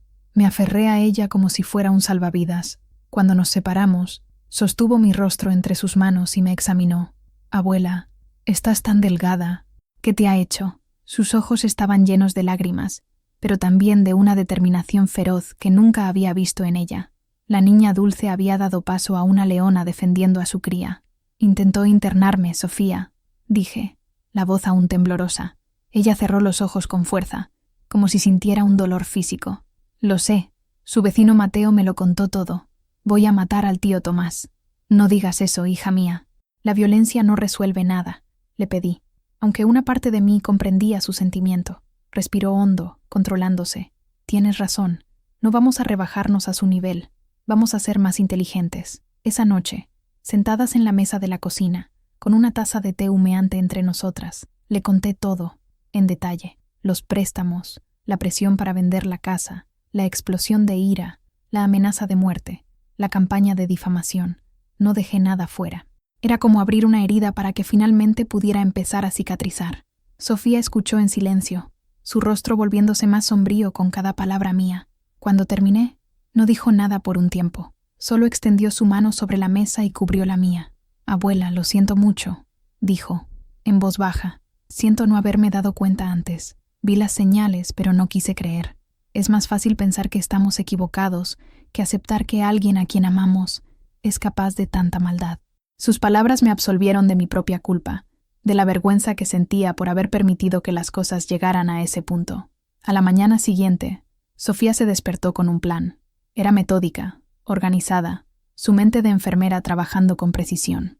Primero, vamos a ver a su vecino Mateo. Necesitamos que escriba todo lo que presenció, con fechas, si es posible. Segundo, vamos a llamar al doctor Vargas, tu abogado. Necesita saber del intento de internamiento. Tercero, vamos a documentarlo todo. Sacaremos fotos del portarretratos roto. Anotaremos cada llamada, cada visita. Y por último, dijo la frase que más temía. Y cuarto, abuela, vamos a tener que hablar con el tío Tomás. Pero no tú, yo. Un escalofrío recorrió mi espalda. No, Sofía, es peligroso. No quiero que te pongas en riesgo. No le tengo miedo, dijo ella, con los ojos brillando con una luz fría. Se acostumbró a intimidar a una señora indefensa. Vamos a ver cómo reacciona cuando la oponente sea alguien de su tamaño. No lo enfrentaré sola. Su vecino Mateo vendrá conmigo. Y será aquí, en tu territorio, no en el suyo. La confrontación era inevitable. Tomás no sabía que Sofía estaba allí. Su llegada cambiaba todas las reglas del juego. La batalla, que hasta entonces había sido una guerra de guerrillas, estaba a punto de convertirse en un enfrentamiento abierto. Y yo, que antes solo sentía miedo, ahora sentía una pizca de esperanza. Con Sofía a mi lado, ya no era una víctima aislada. Éramos un ejército de 2 mujeres y un vecino leal, y estábamos listas para luchar. Sofía no perdió el tiempo. Esa misma mañana, llamó a Tomás.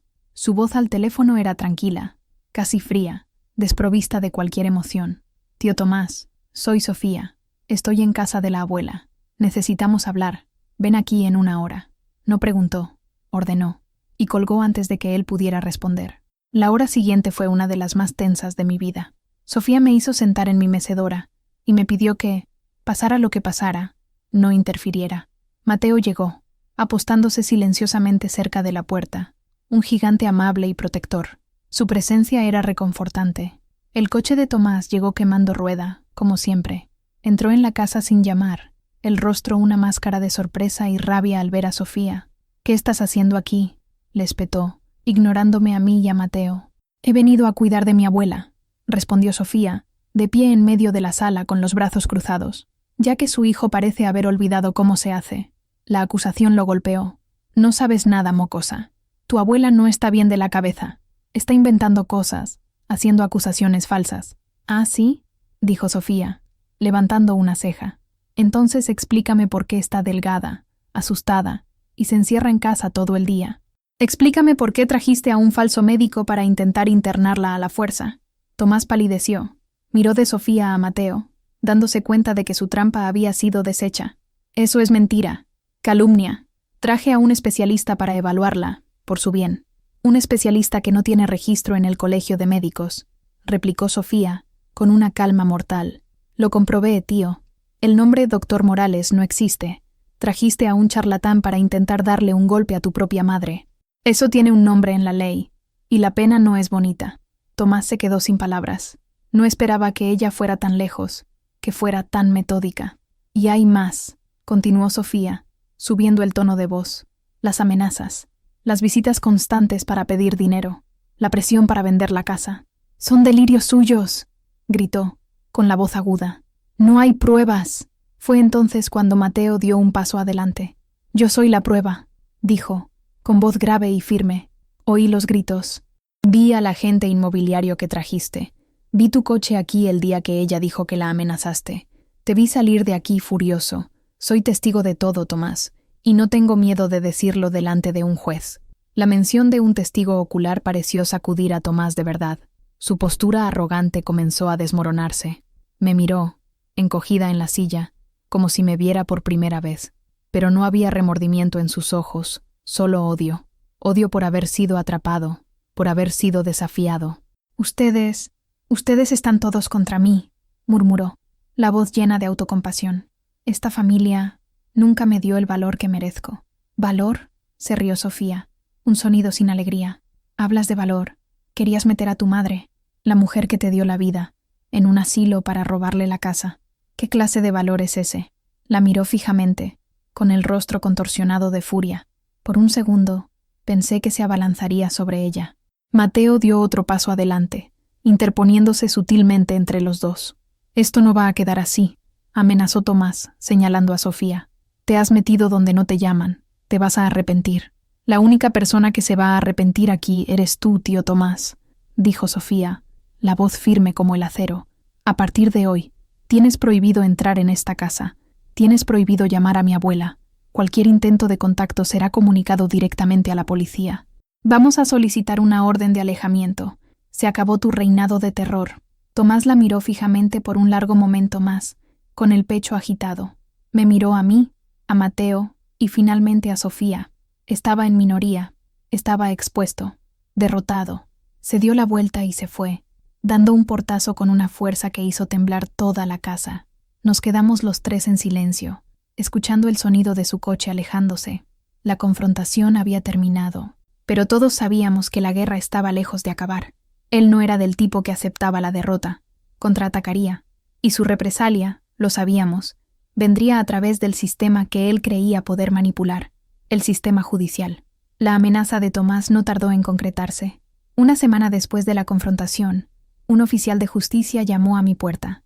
Me entregó una citación. Me quedé mirando el papel. Las letras negras y formales parecían danzar ante mis ojos. Era una demanda interpuesta por Tomás. Estaba solicitando a la justicia mi interdicción. El documento era una obra de ficción cruel. En él, Tomás se describía como un hijo dedicado y preocupado, que había estado intentando, sin éxito, cuidar de su madre anciana y enferma. Su abogado listaba una serie de evidencias de mi incapacidad mental, mi negativa a recibir cuidados médicos, mis delirios de persecución, mis acusaciones infundadas contra él Y lo más bajo de todo, el hecho de que hubiera donado mi casa a mi nieta, un acto que, según ellos, probaba mi incapacidad para gestionar mi propio patrimonio. Leer esas mentiras impresas en un documento oficial fue como recibir una bofetada. Estaba usando mi propio intento de protegerme como el arma principal en mi contra. Sofía y yo fuimos inmediatamente al despacho del doctor Vargas. Leyó la demanda con expresión seria. Era de esperar, dijo, al terminar. Es una táctica común y sucia. Intentará probar que usted no tiene discernimiento y, así, anular la donación de la casa y convertirse en su tutor legal. Quiere el control total. ¿Y puede conseguirlo, doctor?, pregunté, con la voz quebrada. No si luchamos de la manera correcta, respondió, con una confianza que me calmó un poco. Tenemos el testimonio de su vecino, el señor Mateo. Eso es muy valioso. Y tenemos su palabra, señora Peña. No subestime el poder de la verdad. El doctor Vargas presentó una contrademanda. En ella, solicitamos una orden de alejamiento de urgencia, basada en las amenazas verbales y el intento de internamiento forzoso, prohibiendo a Tomás acercarse a mí. La batalla ahora se libraría en dos frentes: el civil, donde él intentaba incapacitarme, y el penal, donde nosotros lo acusábamos de coacción y abuso. Los meses siguientes fueron una pesadilla burocrática. Fui sometida a una evaluación psiquiátrica por un perito judicial. Fue una de las experiencias más humillantes de mi vida. Tuve que responder preguntas sobre mi memoria, mi pasado, mi relación con mis hijos, todo bajo la mirada escéptica de un médico que me trataba como un caso, no como una persona. Mientras tanto, los abogados intercambiaban escritos y recursos. El abogado de Tomás era agresivo. Adjuntó declaraciones de parientes lejanos, aquellos a quienes Tomás había llamado, que afirmaban, basándose en lo que él les había contado, que yo estaba extraña y confundida últimamente. Estaba construyendo un castillo de mentiras sobre los cimientos de los chismes que él mismo había esparcido. Nuestra principal defensa era el testimonio de Mateo y el mío propio. Pero, como el juez nos advirtió en la primera audiencia preliminar, era mi palabra contra la de mi hijo, sin pruebas concretas de la amenaza de muerte y la coacción, el caso de interdicción, basado en mi avanzada edad, y la extraña donación de mi único bien, parecía peligrosamente fuerte.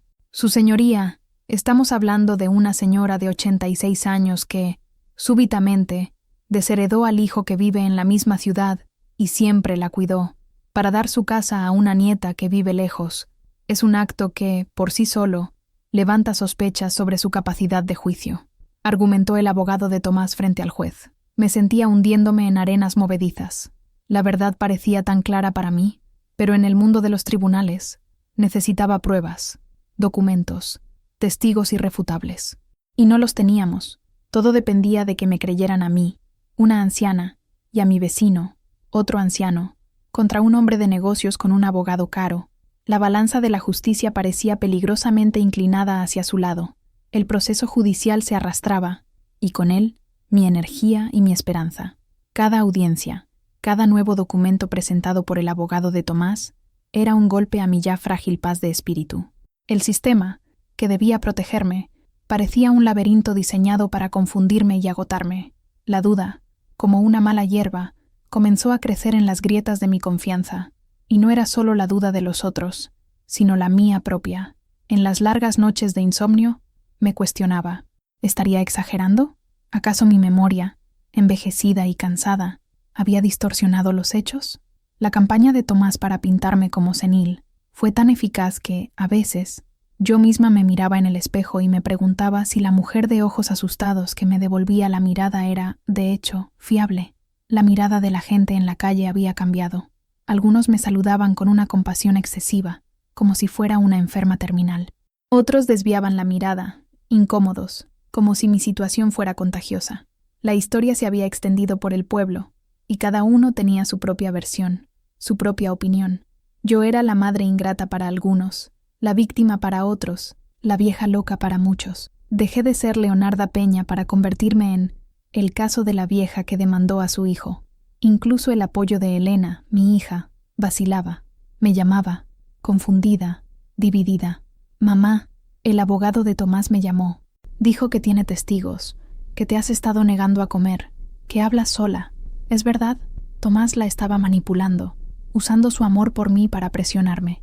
La hacía sentirse culpable por no estar aquí, por no ayudar a resolver la situación a su manera.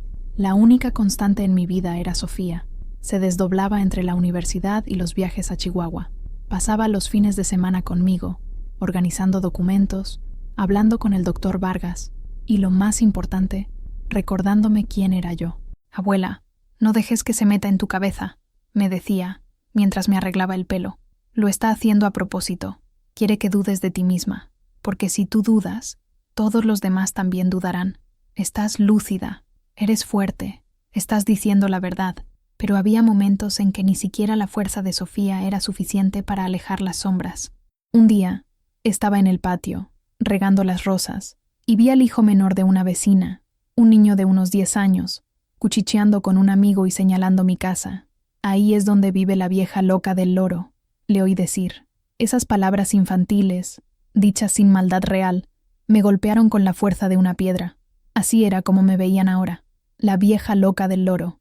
El loro, mi Panchito, era solo un elemento más de mi excentricidad, de mi supuesta senilidad. Esa noche, casi me rindo.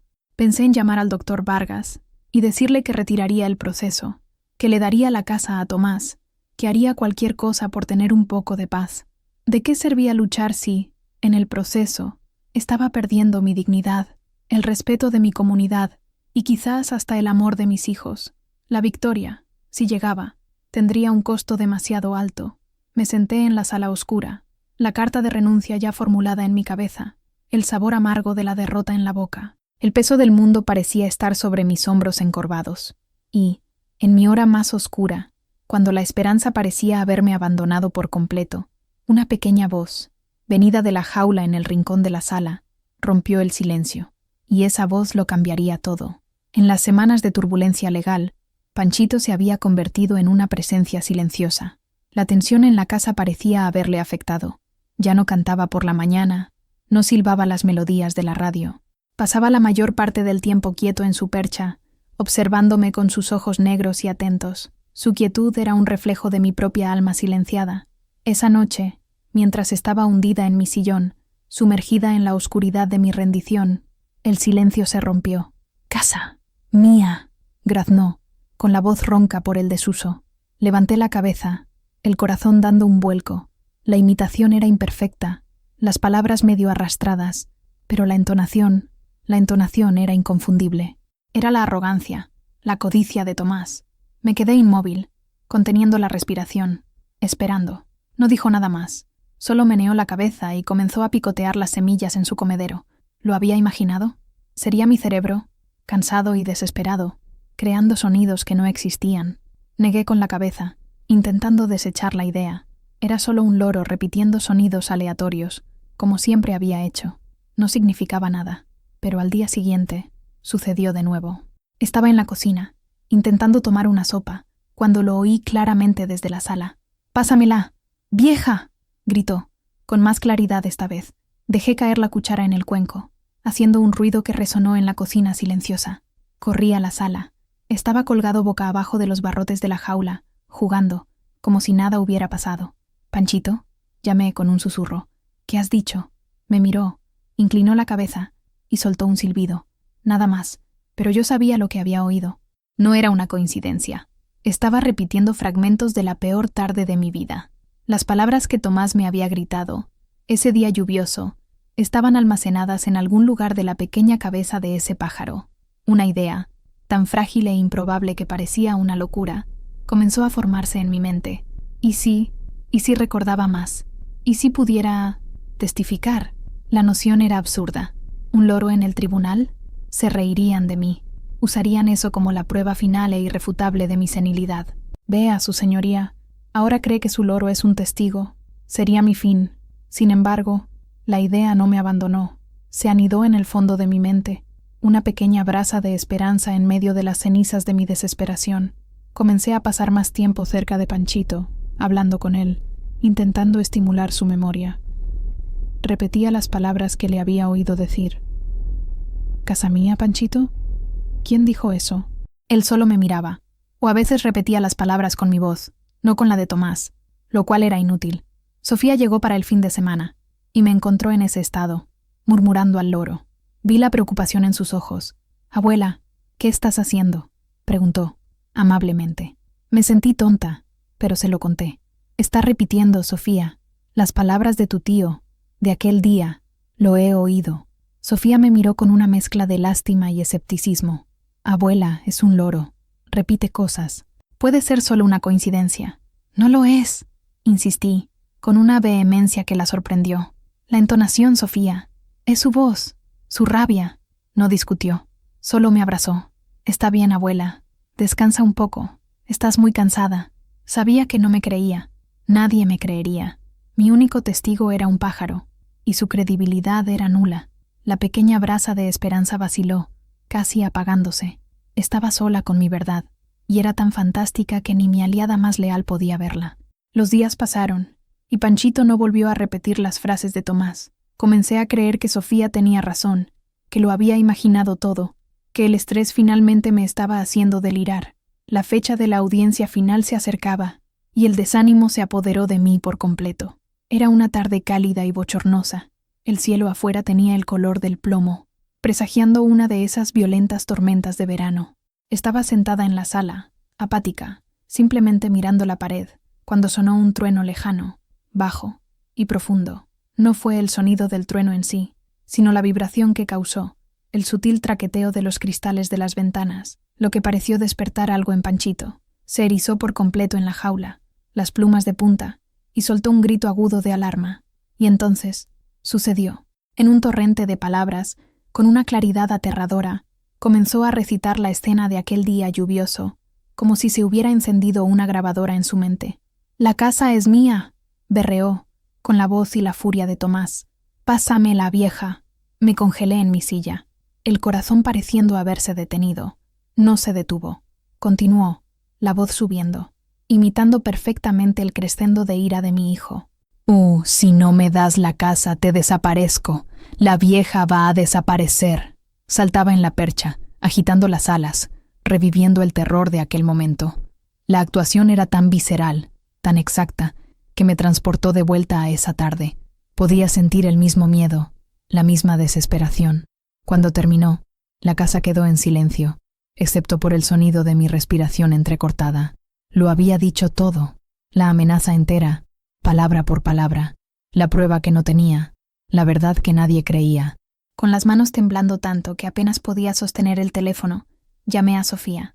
Cuando contestó, solo pude decir una cosa: «Tienes que venir. Ahora, trae tu móvil, y ven preparada para creer en milagros». Sofía, alarmada por mi tono, tomó el primer autobús. Llegó al anochecer, encontrándome sentada frente a la jaula de Panchito, como si estuviera montando guardia. «Abuela, ¿qué ha pasado? Me has asustado», dijo.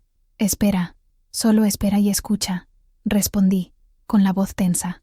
Esperamos. Durante 2 horas, Panchito permaneció en silencio.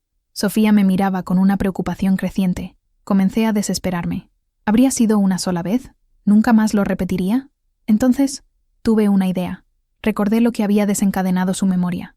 La vibración, el sonido fuerte. Fui a la vieja estantería y tomé un libro pesado. Me acerqué a la jaula y, con el corazón en un puño, dejé caer el libro al suelo de madera. ¡Bum! El sonido seco y fuerte resonó en la sala. Panchito se asustó, saltó en la percha, y el milagro sucedió de nuevo. «La casa es mía. Pásame la vieja. Te desaparezco.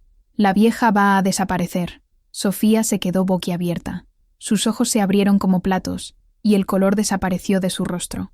Cogió el móvil con las manos temblorosas y activó la cámara. «Otra vez, abuela. Hazlo otra vez». Tomé el libro y lo dejé caer una vez más. Y de nuevo, como un actor respondiendo a su señal, Panchito repitió la parrafada entera, la voz llena de la misma malicia, del mismo odio. Sofía lo grabó todo. Cuando terminó, bajó el móvil, con los ojos brillantes de lágrimas. Me miró, luego al loro. «No me lo creo», susurró. «Créelo», dije, sintiendo mis propias lágrimas correr por mi rostro. No eran lágrimas de tristeza, sino de un alivio tan profundo que parecía lavar mi alma. «Tenemos a nuestro testigo». Y acaba de grabar su declaración. Teníamos la prueba. Era improbable, era extraña, era casi increíble, pero era la verdad, y la llevaríamos al tribunal. La audiencia final estaba fijada para un miércoles. La sala del tribunal, que antes me había parecido tan intimidante, ahora parecía un escenario donde se representaría el último acto de mi vida.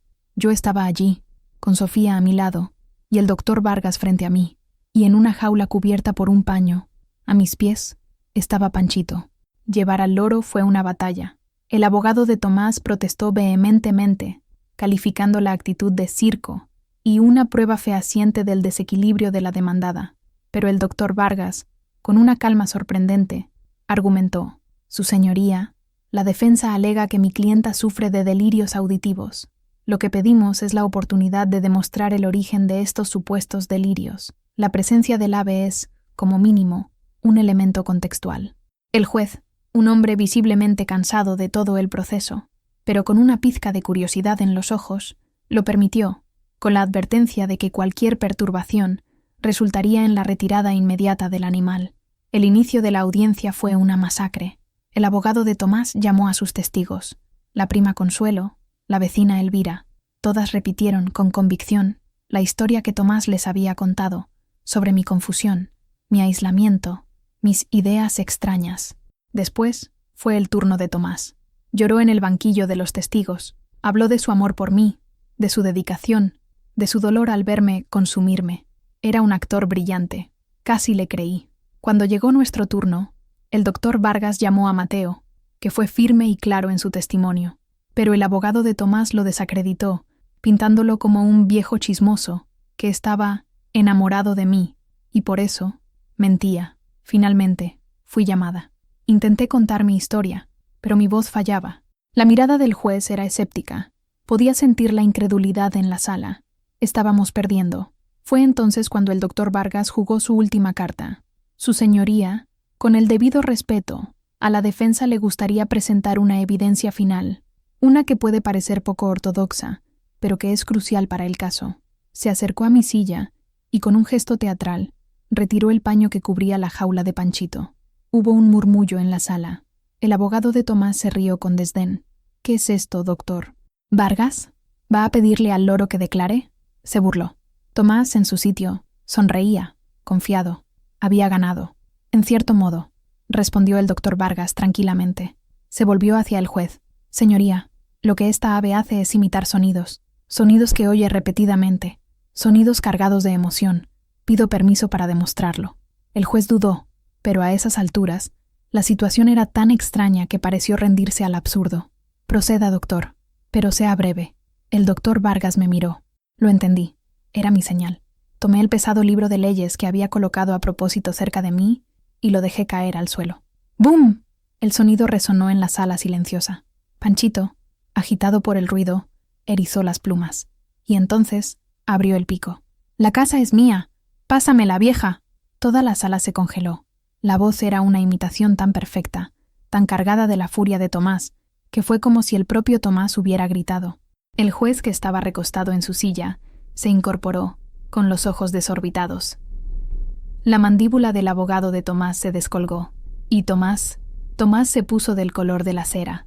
Panchito no se detuvo. Continuó, recitando la frase que sellaría el destino de todos nosotros. «Si no me das la casa, te desaparezco. La vieja va a desaparecer». El mazo del juez resbaló de su mano y golpeó la mesa. El silencio que siguió fue roto solo por el sonido de Panchito, que, habiendo terminado su actuación, comenzó a silbar una canción popular. El juez miró a Tomás, una mirada larga, dura, inquisitiva, y en el rostro de mi hijo, por primera vez, no vi rabia ni arrogancia, vi pánico, pánico puro y absoluto. La máscara había caído, y la verdad, en la voz improbable de un loro, finalmente había llenado la sala. Lo que sucedió después de la actuación de Panchito fue un desmoronamiento rápido y total de la farsa de Tomás.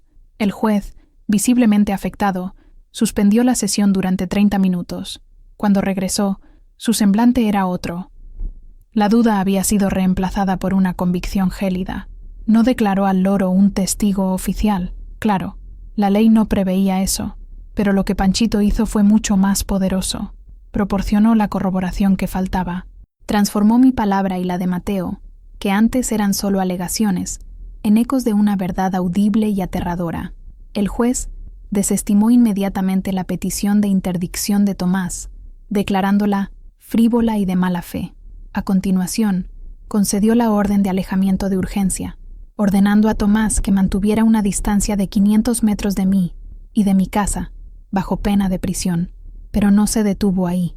Ante la evidencia circunstancial, pero abrumadora, de la amenaza, ordenó que el Ministerio Público abriera una investigación penal contra Tomás por coacción y amenaza. La grabación que Sofía había hecho en el móvil, antes inadmisible, fue ahora aceptada como parte de la investigación, no como prueba en sí misma, sino como evidencia del comportamiento del ave. El castillo de mentiras de Tomás se derrumbó. Sus testigos, la prima Consuelo y la vecina Elvira, salieron del tribunal con la cabeza gacha, dándose cuenta de que habían sido utilizadas en una trama sórdida. Su abogado, viendo la causa perdida, apenas pudo articular una frase coherente, y Tomás salió de la sala escoltado por un oficial de justicia, no detenido, pero como un hombre cuya reputación estaba hecha jirones. No sentí alegría al verlo así. Sentí un vacío profundo, una tristeza inmensa por el hijo que perdí hace mucho tiempo, no a la muerte, sino a la codicia. En los días que siguieron, el polvo comenzó a asentarse. La noticia del loro testigo se extendió por el pueblo como la pólvora. Me convertí en una especie de celebridad local, la vieja Coraje, como algunos me llamaban. Las personas que antes desviaban la mirada, ahora me saludaban con un respeto renovado. El hijo de la vecina que me había llamado loca vino a pedirme disculpas, trayéndome un dibujo de Panchitos, un halo de santo. Elena y Ricardo Jr. vinieron a visitarme. Estaban conmocionados, avergonzados y, sobre todo, arrepentidos por no haberme escuchado antes. Lloré con ellos, no de recriminación, sino de alivio. Mi familia, lo que quedaba de ella, se estaba uniendo de nuevo. Tomás desapareció. Supe, por terceros, que vendió su empresa por una miseria y se mudó a otra ciudad. La investigación penal en su contra continúa, pero para mí, la justicia ya se había hecho. El mayor castigo para un hombre como Tomás no es la prisión, sino la pérdida de poder, la humillación pública, la derrota. La donación de la casa a Sofía fue confirmada y validada. Ella, mi nieta querida, prometió que nunca me sacaría de allí. Esta casa es tuya, abuela. Siempre lo será. Yo solo soy la guardiana, para asegurar que nadie nunca más intente quitártela. La vida, lentamente, volvió a una nueva normalidad. Una normalidad más silenciosa, más pacífica. La sombra de Tomás ya no se cernía sobre mi porche. La hemorragia de mi alma finalmente se había detenido. Y la paz, que tanto busqué, finalmente encontró el camino de regreso a mi casa de adobe. Hoy, el sol de Chihuahua brilla como siempre. El viento levanta el polvo de la calle de tierra, y mis rosales, tercos, continúan floreciendo. Me siento en mi mecedora, con el cuerpo cansado por los 86 años de vida, pero el espíritu más ligero que nunca. Sofía está aquí, pasando las vacaciones de la universidad conmigo. Está en el patio, con las manos en la tierra, ayudándome a plantar nuevos brotes. Su risa es la música más bonita que mi vieja casa ha oído jamás. Mateo, desde su porche, nos saluda con la mano, una sonrisa discreta en su rostro arrugado. Somos una familia extraña e improvisada, unida no por la sangre, sino por la decencia y el afecto. Panchito está suelto, como siempre. Pasea por el respaldo de mi silla, picoteando cariñosamente mi oreja. No ha vuelto a repetir las frases terribles. No lo necesitaba. Su trabajo estaba hecho. Ahora, ha vuelto a ser el cronista de los pequeños sonidos de la paz. Imita el canto de los pájaros en el jardín, la risa de Sofía, mi suspiro de satisfacción. Ha vuelto a ser el guardián de mis alegrías, ya no de mis dolores. A veces pienso en Tomás, no con rabia, ya no. Pienso en él con una tristeza profunda, la tristeza de una madre por un hijo que se perdió en el laberinto de su propia amargura. Deseo que encuentre, algún día, algún tipo de paz, lejos de mí, lejos de la codicia que lo destruyó. Mi historia, la verdadera, termina aquí, al sol y en el silencio de mi patio. Es una historia sobre abuso y resistencia, sobre el silencio y el coraje de hablar, aunque tu voz sea la de un loro. Es la prueba de que la verdad, por más improbable que sea, siempre encuentra una rendija por donde brillar, y que nunca es demasiado tarde para luchar por la propia dignidad. Si el viaje de esta vieja terca y su loro hablador te ha conmovido de alguna manera, no te lo guardes para ti. El mundo está lleno de historias que necesitan ser escuchadas, de voces que necesitan un eco. Deja un comentario, comparte tus pensamientos, dale a me gusta, y si aún no lo has hecho, suscríbete para que más relatos como este encuentren a quienes necesitan oírlos, porque a veces la justicia no viene de un grito, sino de un susurro, o, en mi caso, de un graznido. Y cada voz, no importa cómo suene, tiene el poder de cambiar el mundo.